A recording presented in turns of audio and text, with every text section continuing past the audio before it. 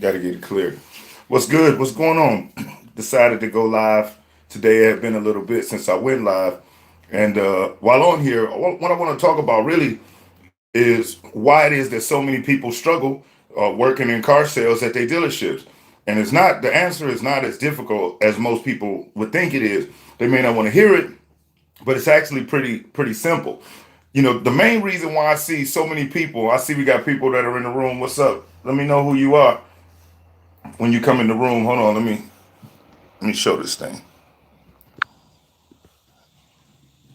Okay. What's up? What's up? Let me know who you are in the room. All right. What's up, Batman? How you doing, Irene? And I'm glad y'all came in. What I'm talking about today is just is really what it is that messes people up when they get in. And let's talk about it. When you get started, you're all excited.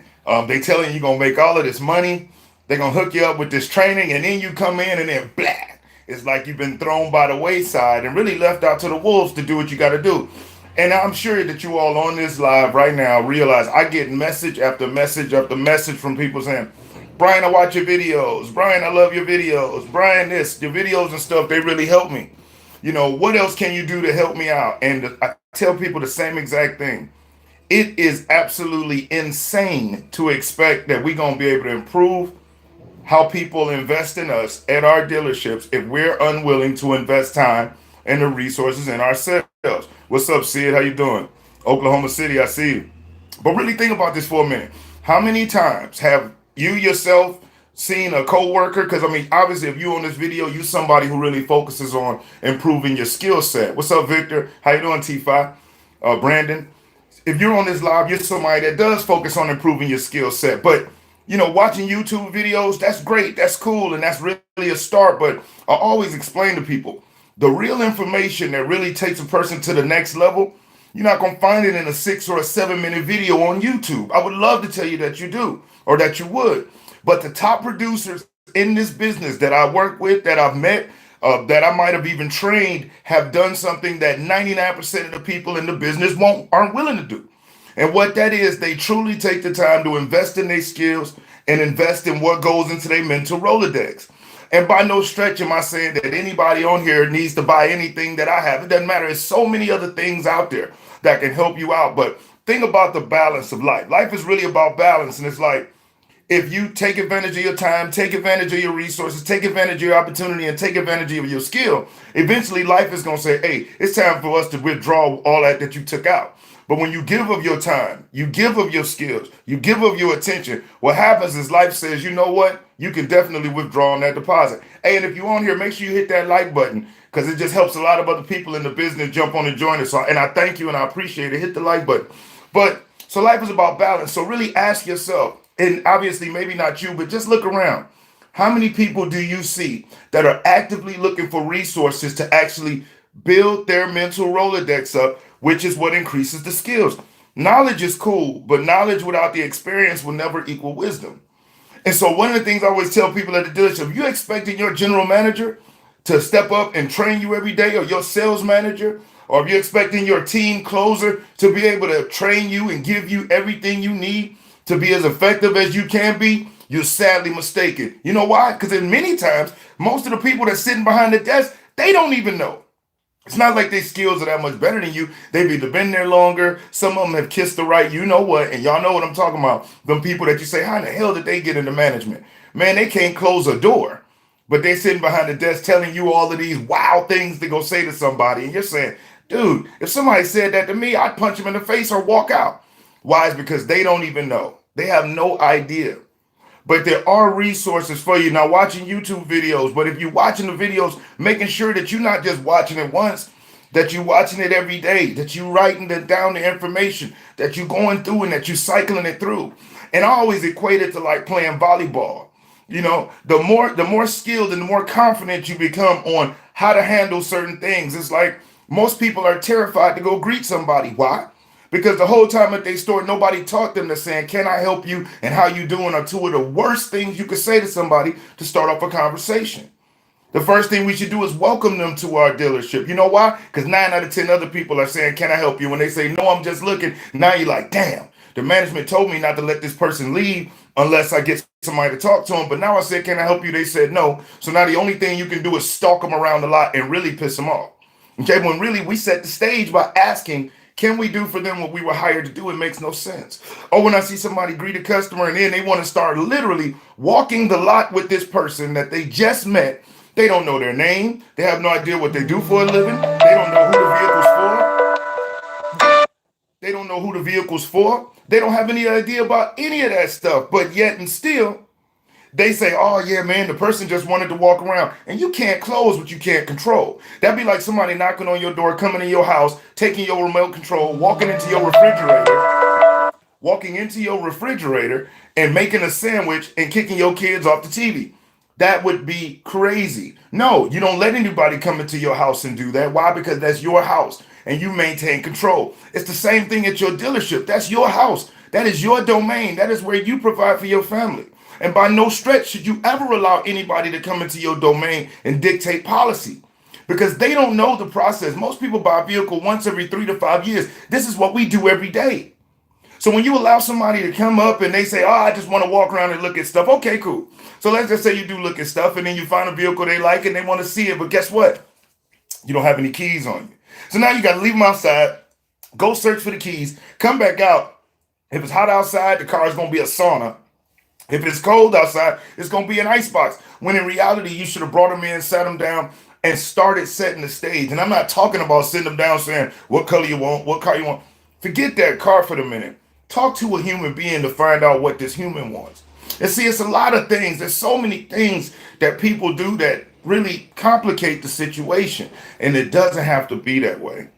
I mean, through each and every one of these steps, I mean, right now on this live, I could go so deep and so in depth with it. But I kind of want to open it up to you guys and have y'all ask me any questions that you might have. I missed a lot of comments that was coming up and I apologize. But you know, any questions you got, you know, come on with it. That's what we're here for, you know. So, but yeah, you can't close, you can't control, Sid, at the end of the day at all. Retired, looking to buy a truck and find a training field, learn so much more, prepare myself. Excellent. And at the end of the day, we need more educated customers. And any of y'all on this live that works at a dealership knows the internet has taught people how to overcomplicate the situation. A customer comes in and they don't want to tell you anything, but yet they want you to present them with a solution that's best suited. How can I provide you with something best suited and I don't even know what you're looking for? You know, and that's kind of the oxymoron or the tit for tat that goes on in the business. We need more people to educate customers that, hey, listen, at the end of the day, the only way somebody can help you is by you providing them with information, is by you telling them what it is you're looking for and being as transparent as possible. Because those days of being able to rip people off, it just doesn't exist like that anymore. It doesn't at all. With the banks and the financial institutions, you can't do it. So when you go into a store, if you're looking to buy something, share the information with your sales consultant. You guys work together to help you find something that works best for you. And as a sales consultant, our objective is to be friendly, but we're not their friend. You know, if they want to, get into politics, they can watch CNN, Fox, and take it to the ballot box. If they want to get into talking about religion, they can go to their place of worship on Saturday, Sunday, whatever day that they attend. We are there to help solve the transportation problem, but you can't do it unless you really know what it takes to do it. Everything from the greeting to sitting somebody down to when you're doing a vehicle selection with them to when you're presenting and when you're doing a demo drive to when you come back from it and you do your service walk prior to sitting down talking about numbers. You know, I see sales reps do things like go on a demo drive with a person, build value in the vehicle, and then the first thing they say when they pull up is, let's go here and see if we can make the numbers work. That's crazy because we just built up the value and now as the professional, we want them to refocus their attention on the numbers. Will it go there anyway? Absolutely. But why would we take it there ourselves? The purpose of taking a person on the service tour after the demo drive is because they're prepared for you to sit down and start trying to hammer them after a demo drive. They're prepared for that. Even if you open up the door, you watch, they'll start walking to the area where y'all were talking at because they're ready to go to battle with you. Their defensive walls are 10 feet high and 3 feet wide. So if instead of you go to sit down and start talking numbers with them after you come back off the demo drive, and you decide to say, hey, listen, folks, let me show you our service department where you'll bring your vehicle when it's time for you to get it worked on or get any of your service appointments done. Come on over here. As you can see, this is one of our service advisors, Stacy. Introduce Stacy to her. Tell them, hey, listen, we got free Wi-Fi. We got condiments over here. We got 24-hour key drop-off. We have shuttle services if you have some place to be while your vehicle is getting serviced and whatnot. Educate them on that. Introduce them to the service manager. Introduce them to an advisor. Now, here's what that does. It's called a sales pattern interrupt. Because most customers are trained to believe after a demo drive, it's time to do battle. So when you bring them in and you deviate from that, and you actually take them to do something that they haven't expected, because guess what? If you go to 9 out of 10 dealerships, nobody has given a customer a service and a dealership tour after a demo drive. People think that needs to be done after the sale, which is insane to me. You want to use that prior to even presenting the final numbers, because what you want to do is you want to get them to lower that defensive wall. And if defensive wall is 10 feet tall and you give them that service drive, it just might drop it to 9 feet tall. If it's 3 feet wide, it might take it to 2 feet wide, maybe 1.5. Will the wall still be there? Yeah, but our objective is to drop it low enough where we could peek over the wall and see what's going on in their backyard, what's really going on. And most salespeople are so inwardly focused that they say, I don't want to waste time. I want to get straight to the point. And that's why they stay broke. Period. And I'm telling you the truth. But most people don't even know this because they're being taught by people who are also mediocre performers at their store. When I deal with dealer groups and dealerships, and as you know, I deal with them all over the country. By the time they call me, I say, you know what? I never understood why a dealership will take one of their reps who's selling 15, 16, 17 cars and have them train somebody else. How can somebody who hasn't even learned how to sell their way out of the store teach somebody else how to think like a boss and to sell like a pro? How can that happen? They work under the same exact roof. Matter of fact, that's not ambition to me. I don't want to be like the dude that's working right next to me. I want to be like the one who did what I did and sold their way out. And it's possible. It's possible. Unless your aspirations are to go into management, why in the world would you ever only want to listen to somebody who's working right next to you? Make sure y'all hit that like button if you're on here. Why would you ever want to be like somebody that's selling right next to you under your roof? Sir Isaac Newton said it best, if I see further than others because I stood on the shoulders of giants. What taught me how to be a beast on the floor and put up 20 and 25 units a month? What taught me how to be a six-figure earner? It wasn't from the guys in my store. I learned from other people who did what I did and had branched off where they were making 5, 6, 7 times that amount of money by still presenting and training people on the skills. But these people did it at such a high level that they got bigger than that store. And you could do it too. You have to ask yourself, do I want to be like the guy I see every day who is right next? My bad. We had a quick cutout. But really, what is that? And so, one of the things I always tell people, the reason why so many people struggle, people will pay $150, $200 a month for a cell phone. People will spend $15 to $20 going out for lunch and dinner or breakfast every day between Starbucks coffee, lunches, cigarettes, all types of stuff, Coca-Colas, Monsters, whatever. People will spend money on the weekends going out to hang out and party and kick it. But ask somebody, when was the last time they invested $1 in their mental programming? And forget invested $1, invested time. Ask other people, because you're here right now. So you're one of the people who get what I'm saying. But y'all, please peep game. The game is rigged. It is not designed for you to do what you do every day and for you to end up successful and having money. Because if you keep doing what you've always done, you're going to get what you always got. And y'all know the definition of insanity is doing the same thing over and over again and getting different results. And expecting different results. And so, it's just like me. I get people I get hundreds of emails, I'm sure y'all can imagine, on a monthly or weekly basis. And I tell people, I say, hey, listen, have you went and checked out the free, short, online training that I have offered right now? Nope. Okay, well, there's the link. Go click on it and check it.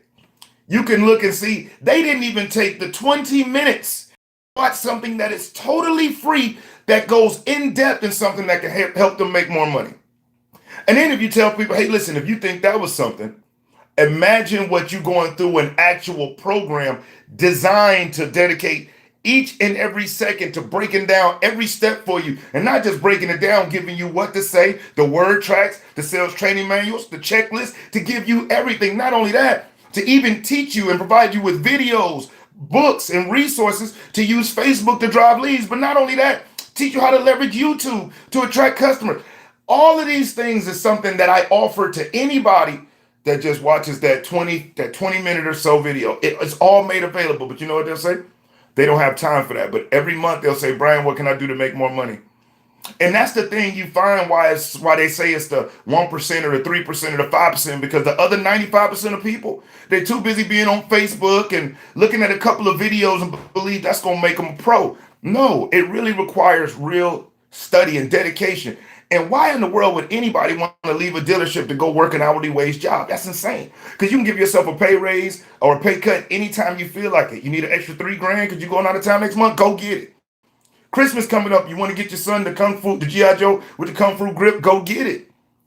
But a person will stop that and sacrifice that to go back to something where they'll make $14, $15, $16 an hour, knowing that no matter how hard they work, that's all they're going to get, and wonder why they still struggle financially. The game working a job, which stands for just over broke, is not designed for you to win. A career is where you can set the plan for yourself, and sales is definitely a career. So you on the right track, but you got to make sure you're getting the right information in, And like I say, even if you don't look and read or do anything with anything I have, find somebody that you do trust, somebody that has been giving you nuggets of information absolutely for free.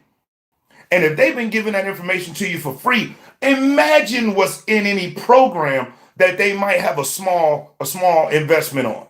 Imagine the depths. And the cool thing about that is you can listen to it when you want. You can replay it. Hell, you can buy it and share it with everybody at your dealership and help them save a couple bucks. But what you'll do for you is something about that karma. The more you give out, the more you give back. And folks, the reason why I do well at my age, the reason why I'm able to do this and share this with you, because I get it. I totally understand. The more you give, the more you get back. So, one of the things I will say to help you stay successful is keep filling your mind up with the right tools. Make sure you hone your skills. The YouTube videos are great, but find you somebody who you trust. Find somebody who okay, this person's been sharing things with me that actually work. And if they've been giving it to me in this small bit, imagine if they give me the whole enchilada, where that could take me to. So, but if you're somebody who is ready and you say, look, man, I got a few minutes and I'm willing, just if it's something that's going to help me out, I'll check it out. Click the link in the description.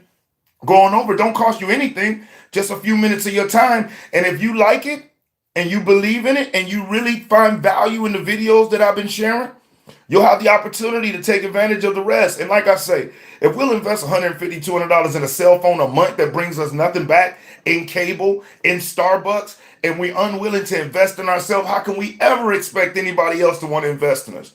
It's the ability, a willingness to invest in ourselves that increases our value where others are willing to invest with us. You know what I mean? So, check that out. I'm going to go to these questions. So why do most dealers allow an environment of mediocrity to exist? They don't. It's not that they do. Who was that? That was Derek Pettaway. That's not the case at all. It's that the amount of people that are willing to accept mediocrity are far more abundant than anybody that's focused and driven. And like I say, I tell people all the time, be real with yourself. If you say, I want to be successful, I want to make more money, how many books, how many trainings, how many videos, how many resources have you literally invested in to help you get there? And most people will tell you zero. They've invested nothing, but yet they expect that some reason one day they're going to wake up and they have it. I tell you, that's not the way it works. And I'm giving you this from the bottom of my heart. And that's why I say, as much as I would love to work with you, if you decide to get started and you go through and get down with my program, we work personally together. But even if you don't want to do that and you work with somebody else, find someone who is successful at what you do and follow that method. So it's not that dealerships allow mediocrity. It's just more mediocre people than it is exceptional. That's all. And I'm not talking about from an actual human being standpoint, because nobody is better than anybody. But from a skill point, man, come on. I know most general managers at stores, if we went shot for shot, it wouldn't even be fair. It wouldn't be fair, but yet they hold these top spots. Is it because their skills are super great? No, it's just they're better than everybody else in that environment. That's it.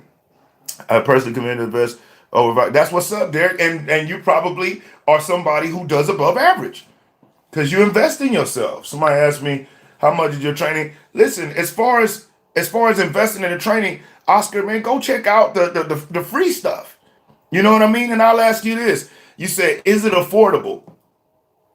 How can you not afford it? Because if you don't pay for it now, you're going to pay for it 5 or 10 years from now. Because there's a thing called inflation.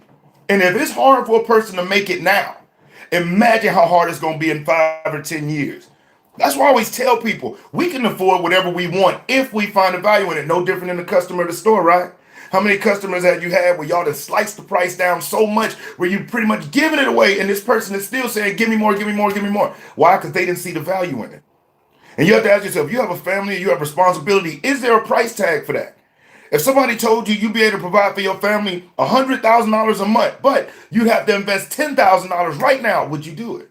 Would that be a lot of money? So it's all relative. So can a person that sells 7 cars a month afford any trainings that I offer? The trainings that are offered, dude, are far less than freaking going grocery shopping. So if a person can go to Winn-Dixie, Publix, Kroger's, and drop 100 and some change, you can definitely avoid something. But here's the difference. Any investment you make in anything that's available definitely brings back to you. So it's not like your cell phone where you just give out or cable and you just give out, you know. Let me see, make the investment up front. Good point. You either pay now or later, and that's what people don't get there. And if they think about 5 years ago when they said, man, I want life to get better. Well, between that 5 years, and I say this on other videos, you might have heard it. Our cell phones require maybe 6, 7, 8 program updates every year. And the reason why that is to update the technology or the software so it works better with all the updates that are going on in the technology and society. And the computer was created based off the human brain. So if a cell phone requires 6, 7, 8 program updates a year to perform at its peak, imagine the amount of software updates the supercomputer needs in order for it to perform at its peak. So you got people in 2018 running with the same software from 2012. They haven't learned anything new. They haven't read any books. They haven't attended any trainings. They haven't been willing to invest in any video programs. And they wonder why other people seem like they're kicking their ass in the rat race. It's because what you don't know is people are praised in public for what they practice for years in private. And you may not see the person that's in their room that dropped $100, that dropped $500, or like Derek Pettaway that invested $5,000 in their own development. But that $5,000 may bring them back 50 or 100. So is that expensive? Again, it's all relative. But if a person has cable in their house, the iPhone 10, the newest Yeezys, they have all of these things going on, the Netflix accounts, the Hulus, and all of that, but yet have not invested $1 in a book, in a program, in a training, they clowning to me.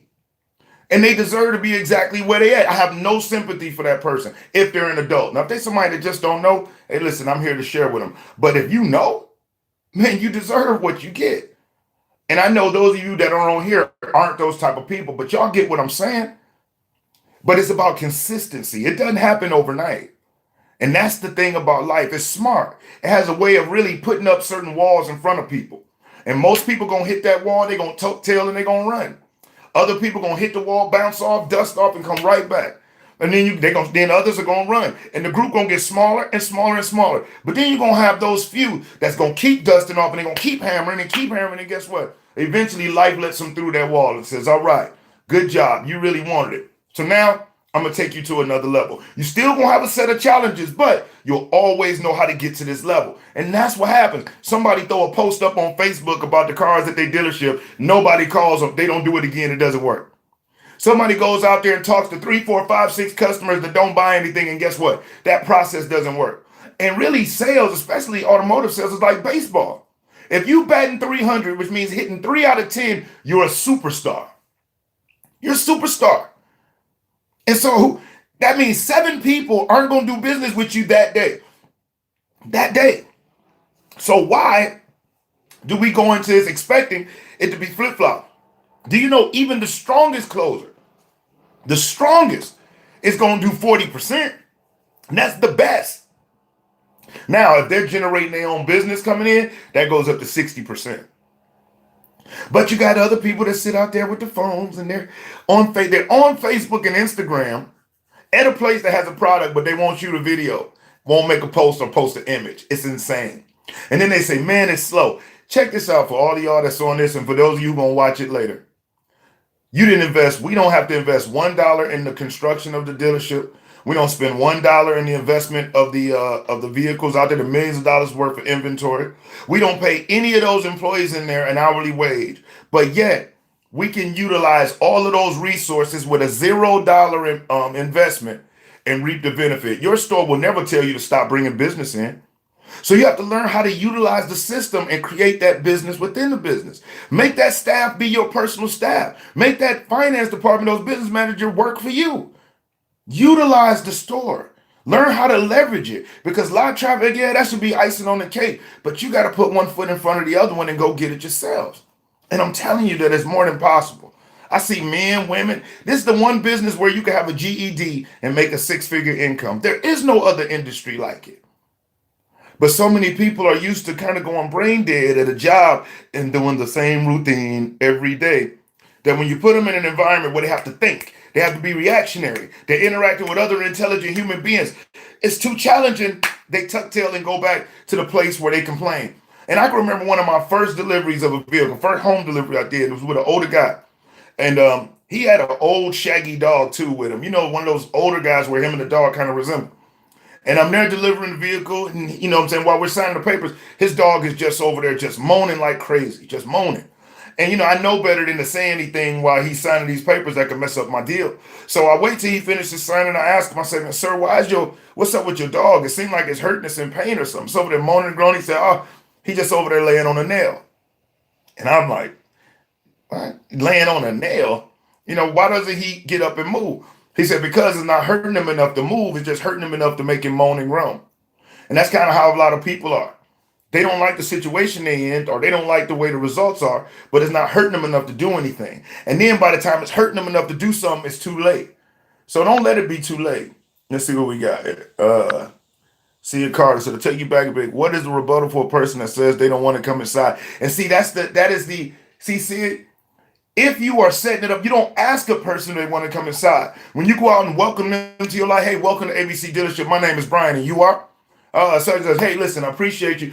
Is this one of your first times here, or are you here to see somebody in particular? It's my first time here. Well, listen, you made an awesome choice. Which one of our vehicles would you like some information on? I like the Dodge Charger. Excellent. Well, as you can see, we got several options available. So let's do this. Follow me inside. I'm going to ask you a couple of quick questions, and I'll get you all the information we got on the Charger. Follow me. You see, and when you give human beings, you ask somebody an open-ended question, a closing question. Do you want to come in? The only two answers are yes or no, which means you want a 50% chance of hearing no. And so you don't ask. Listen, they jumped in their car, they made rights and lefts and got on the expressway. They didn't get there by mistake. But the moment we give them the option, no, I'm okay. Why do you think they say no? Because they know what happens in most dealerships. They get bombarded, they feel pressure, but that's not how we do. The way I train and educate people, it is so different, which is why the people I work with and the dealerships I work with, they have such high results. It is not the same thing. You're not going out saying, can I help you and how you doing? You're not bouncing car to car with somebody.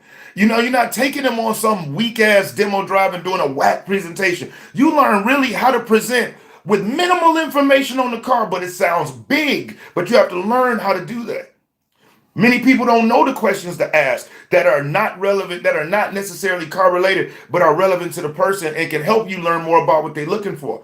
The reason why people struggle because they just don't know what to say, Sid. So, I believe that you don't ask. Listen to the word track I said, or go ahead and check out the training. It don't cost anything because I go more in detail with the word track in there. Let me go back through some of these other ones I think I missed. And I apologize because they've been coming in kind of fast. Thank you, Jeff. Appreciate that. Autos of Boston from the Beantown. Thank you.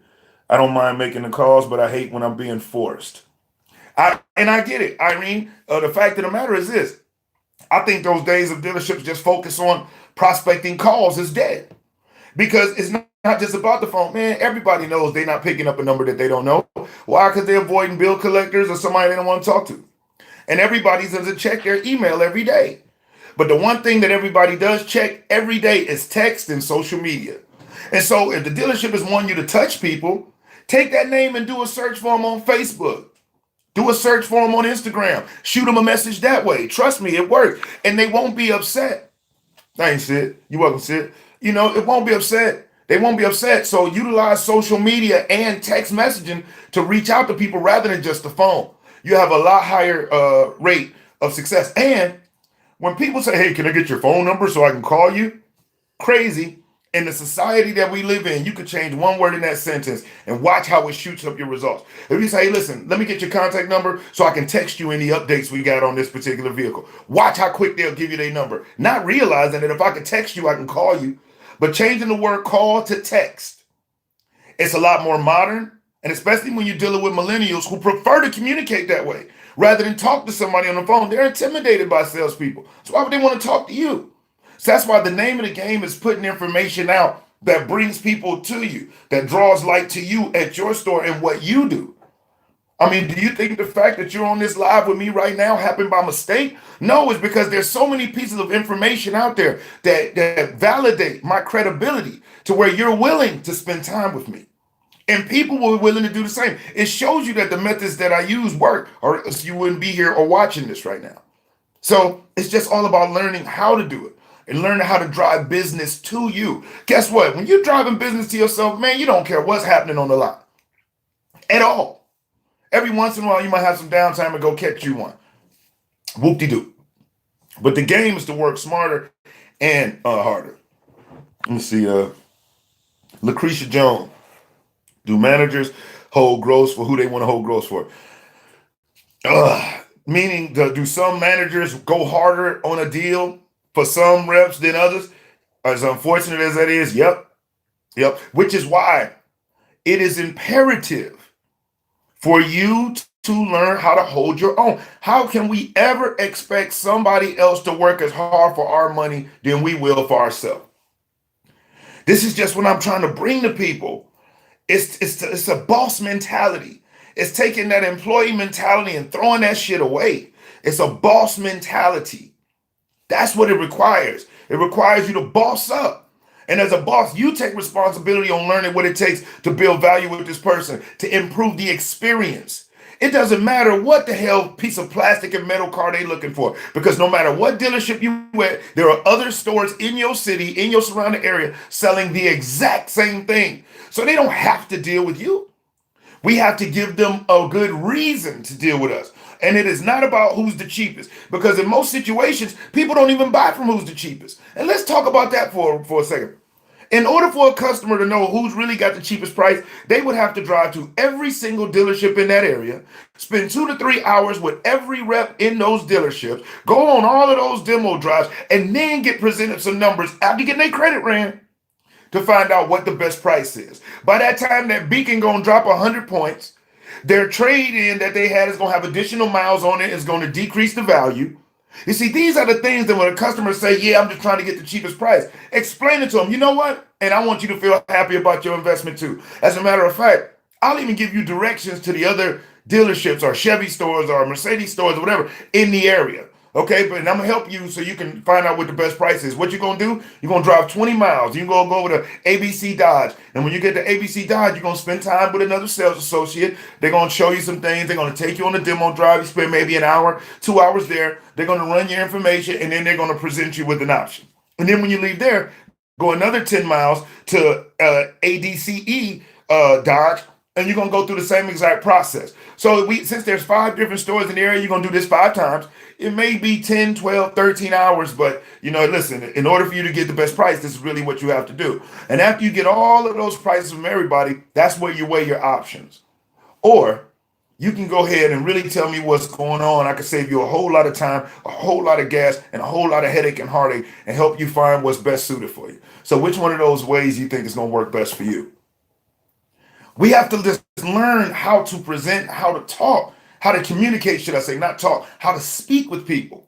When they say, well, I just want to get the best price. Think about it. In order for a customer to know who's got the best price, they got to go to every store, go through the entire process, and then get their information ran to get the best, to find out who's the best price. But a person doesn't know to think that way if they've never been taught.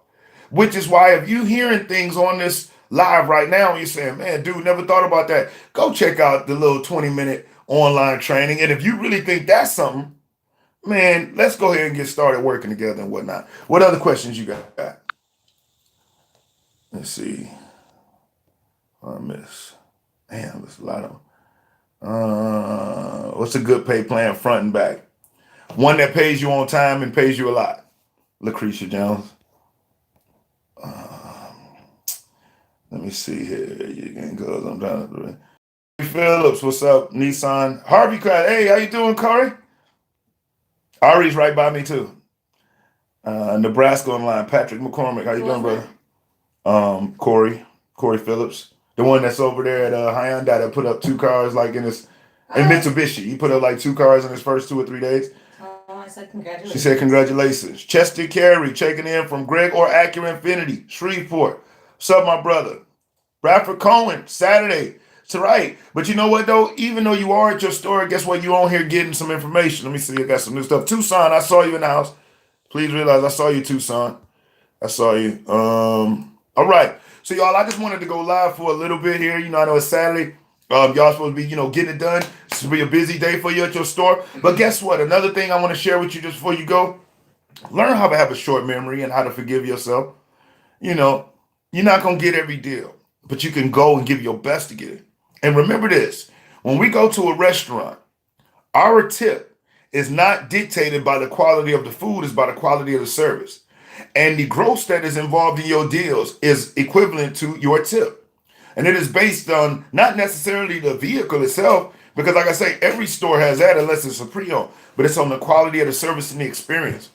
And so in order for you to separate yourself, you have to be willing to do what others aren't willing to do. And that's taking the time to invest in your mental Rolodex and taking the time to, instead of throwing money away on monsters and freaking Starbuckses and $20 a day on this and bullshit, invest in something that's going to generate a return for you. And like I say, it doesn't have to be anything of mine. I give most of my stuff away for free anyway. But at least find somebody who's been able to help you, who's giving you jewels that you've been able to apply, that you hear it and you relate to. And if you get something from that small snippet of information, imagine what happens when you go deep into it. All right. So again, I appreciate it. What's up, Margarito Gonzalez? How to deal with customer getting into the dealership and not just shopping the prices, the internet prices. We talked about that a little bit, but it's not about asking them. It's about when you greet them, you welcome them to your lot. You give them your name so they be willing to give you theirs. You ask them, is it their first time there? Are they there to see anybody? If it's their first time, tell them thank you. Congratulate them for stopping by. Ask them which one of the vehicles would they like information on.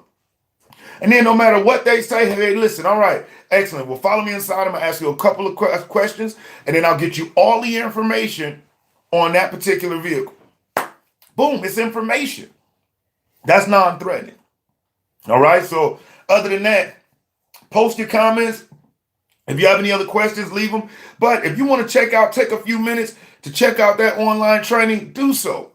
And stay to the end, man. Do the best for you, especially if you got a family. Who is ever going to work harder for your family than you? Who's ever going to be more concerned about you making money than you? And if you're unwilling to invest in you, how the hell can anybody else be willing to invest in you?